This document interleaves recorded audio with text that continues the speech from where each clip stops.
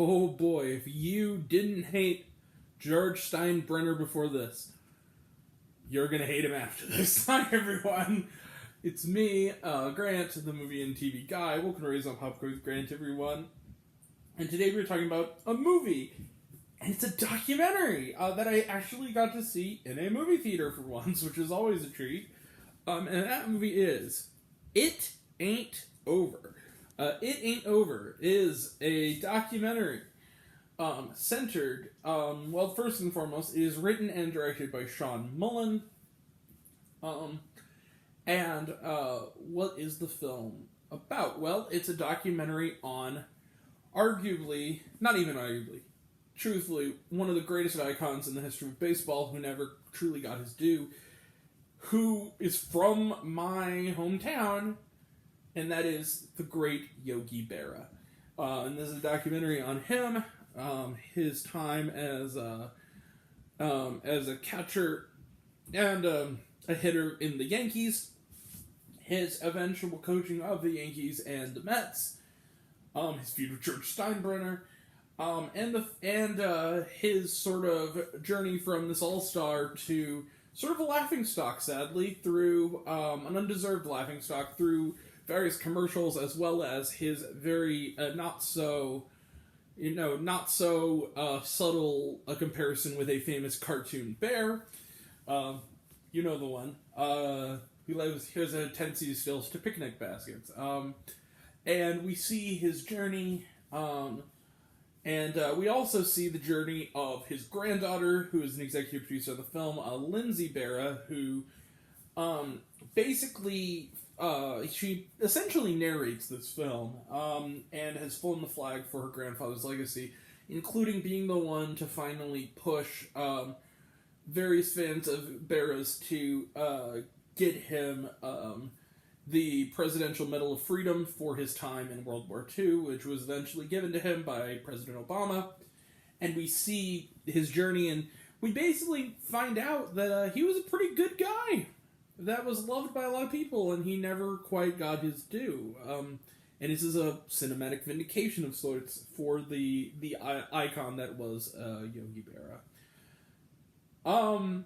I loved this movie. I thought this movie was fantastic. I don't even think that we need to have a long build-up for this. I think it's a great film about a great man. This sort of falls into the category of recent films like The Still, a Michael J. Fox movie, Judy Blume Forever, and other slightly less recent but relatively recent films like Won't You Be My Neighbor. This falls into kind of that same category of showing this man, showing his life, showing his occasional flaws, but for the most part showing a nice guy who was a nice guy and having him be the center of this. And like those movies, there is an element of substance. It could have just been a flaky kind of thing, but what we see is it's a vindication. It's a journey to sort of restore him, and the whole thing is sort of incited by at the 2015, I think it's 2015. Yeah, it was 2015 because it was only a couple months before his death.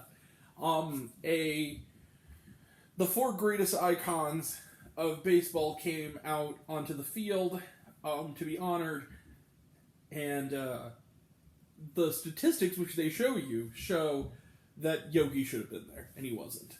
At one point, relaying the event, Lindsay Berra, again, Yogi's granddaughter, said, she asked her grandfather, like, "Are you dead?" And he goes, "Not yet." So yeah, the movie's also very funny, as Yogi was very funny, but it also is a really touching film about his life and his family. He had 3 sons, a loving wife who he stayed with forever, 11 grandchildren, of which Lindsay was the oldest. And you see this man's life through these other people who knew him. Billy Crystal was a good friend of his, and he's also in the movie quite a bit. Derek Jeter. Really interesting film. He had a son who was going through a drug addiction, and his intervention that he gave him is unforgettable. It's so moving. That is talked about by the son himself. I will say this. I think that if you're looking at it from a cinematic perspective, yes, it is very much an indie documentary. It's in theaters via Sony Pictures Classics, but it premiered last summer at, I believe, the Tribeca Film Festival, so it's taken a little while to get out. It's taken almost a year to get out into other outside of festival screenings. And it's great. And it is a pretty simply directed movie, but at the same time, I think that's okay, because I think what this movie does really well, the figure it's about makes up for maybe some of the more point-and-shoot filming styles of this. I loved this movie. I thought this movie was wonderful, and it really does get in depth on who this guy was, his sense of humor. I loved this movie, and yeah, I was choked up several times. I was not the only one. There were a good 6 other people in my screening today. And O'Fallon, I had to go about 25 minutes out of the way to see it. It was also, and a lot of choked up. It was also really nice seeing a film that had areas I recognized in it because he's from St. Louis, and so that was really cool. I loved this movie. I thought It Ain't Over is fantastic. It deserves to be put in the same category as other terrific documentaries on other terrific famous people, including Judy Blume Forever, and still a Michael J. Fox movie. I loved it. And I think we can end it there. I'm going to give It Ain't Over. Yeah, you see it. Bang. 5 out of 5 stars plus for It Ain't Over. This was a terrific film that everyone should see. It's rated PG. Bring the kids. They'll if they like baseball especially, they'll be fascinated by this guy. Also, it is an incredibly entertaining film, despite, the fact that, it's just going to be, it's a baseball documentary or whatever. It's insanely entertaining. It's very funny. The talking heads are very colorful. Just a wonderful film. Also does a really good job of showing, I would be remiss to not bring this up, his support of Jackie Robinson before just about anyone else did.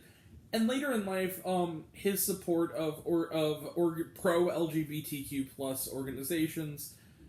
What a guy. What a cool guy. Yeah, It Ain't Over. Great film. Great man. 5 out of 5 stars plus. Let's close the book on it. Trailer trash. Let's talk some trailer trash. Trailer trash, because we actually saw it in the theater.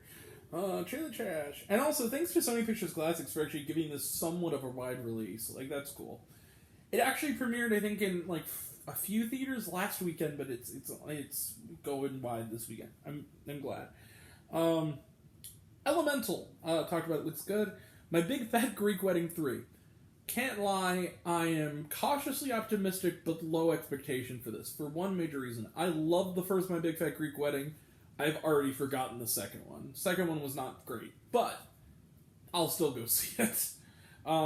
Just because I want to. The best thing about the second one is the characters were the same characters, which I appreciated. But yeah, My Big Fat Greek Wedding, one of the best rom-coms ever. But the second one, yeah. It felt like a Hollywood production, whereas the original felt very much like a personal indie movie. But yeah, it looks cute, the third one. They go to Greece, and it does look like one big tribute to the father from the movies who passed away recently, so that's neat. Little Mermaid, talked about it, looks good. We will be seeing it next Thursday in IMAX. About My Father, talked about it, looks good. Blue Beetle, talked about it, looks good. Batman's a fascist. Love that. And then The Miracle Club. This is kind of interesting. It has Kathy Bates, Laura Linney, and Maggie Smith in it, and 3 phenomenal actors. It does look kind of churchy, and I hope it's not like an uber evangelical movie, but it looks good. It looks interesting. It definitely looks like a good movie to take your grandma to see. Yeah, it looks cute. And was there shawarma? Yes, there are extra scenes throughout the end credits, all the way to the very end. So that are important and also very funny and very touching. So worth sticking around for. All right, that's it. We will be back tomorrow for a review of the remake. Some would argue the unnecessary remake, but I'm still, cautiously optimistic. For White Men Can't Jump, we'll have a review of that tomorrow. Next week we have The Little Mermaid, You Hurt My Feelings, which we are getting in town, which I'm very happy about. And if they cancel it, I'll go over to O'Fallon to see it, because I want to see that movie. We're going to see About My Father, we're going to see Kandahar, and... The Machine. And then also, if it comes to O'Fallon, I will go see Sanctuary. Because I hear they're expanding that to more theaters next weekend. So if it's near me, I'll go see Sanctuary, because I've heard nothing but good things about it. And then after that, we are going to end off May with reviews of Reality, starring Sydney Sweeney, and Shin Kamen Rider, the third in the sort of Shin reboot series, after Shin Godzilla and Shin Ultraman. So that'll be fun.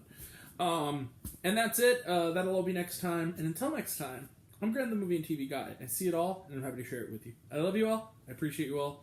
I love you all, Class Semester. Love you 3,000. Be kind to one another. If you like this video, give it a like if you want to. Give it a subscribe if you want to. Give it the bell. I don't know what it does, but that's what you're supposed to do. Or so I've been told. Leave a comment, even if it's, hey, Grant, I like waffles. That really helps out. If you want to find me elsewhere, reviews, listen, and other fun stuff, you can check me out on letterboxd.com at RaisinPopcorn with Grant. Twitter, I'm at RaisinGrant. Instagram, at RaisinPopcorn with Grant. Facebook, RaisinPopcorn with Grant. Serialized, all one word, all lowercase, Raisin on Popcorn. Check out my podcast, Raisin Popcorn with Grant, the podcast, on Spotify and Anchor. Some of you already have, but if you haven't, take care of yourself, take care of your mental health. It's incredibly important, and I want to know down below, what did you think of It Ain't Over? Did you like the movie? Did you hate the movie? Do you think my opinion's good? Think I'm full of shit? How could you hate this movie? Do you think my opinion's good? Do you think I'm full of shit? Comment below, let me know. And until we meet again, we were all raised on popcorn. Make mine with extra butter. Catch you guys next time. Take care, everyone. Have a wonderful evening.